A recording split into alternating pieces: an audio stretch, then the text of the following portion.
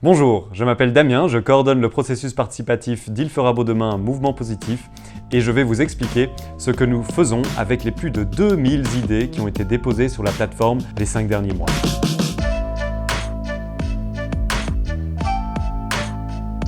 Plus de 2000 idées.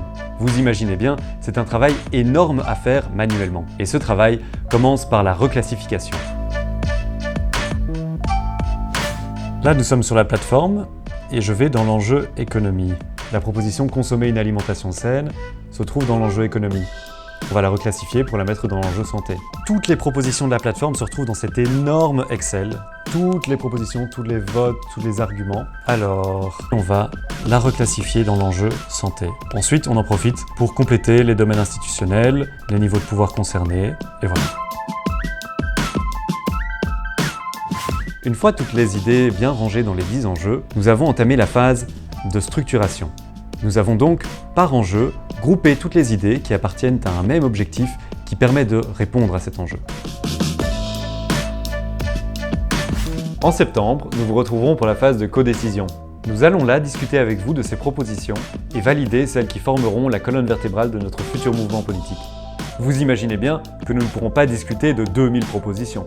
C'est pourquoi notre objectif est de vous présenter 100 mesures phares. Nous vous proposerons une sélection de 100 mesures qui, ensemble, répondent de manière cohérente et exhaustive aux enjeux sociétaux. Pour ce faire, nous prendrons aussi en compte l'originalité des propositions, leur caractère abouti, leur impact, leur faisabilité et leur cohérence avec le manifeste de Il fera beau demain Mouvement Positif.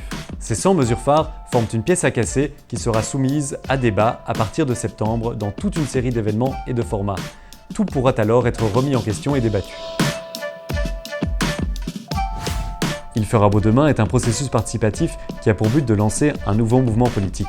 Les choses ne s'arrêtent donc pas fin 2020, au contraire, c'est là que ça commence. Les mesures qui n'auront pas été priorisées dans les 100 mesures phares seront gardées bien précieusement pour être explorées après le lancement du nouveau mouvement. Certaines propositions ont fait l'objet de débats intenses sur la plateforme. 5 d'entre elles seront donc soumises à des assemblées mixtes composées de citoyens et d'élus qui délibéreront pour trancher ces questions. Nous vous remercions d'avoir été si nombreux à partager vos idées sur la plateforme. Nous prenons cet engagement, votre engagement, très au sérieux et c'est pourquoi nous nous sommes donné les moyens d'analyser chaque proposition avec sérieux et en assurant leur traçabilité.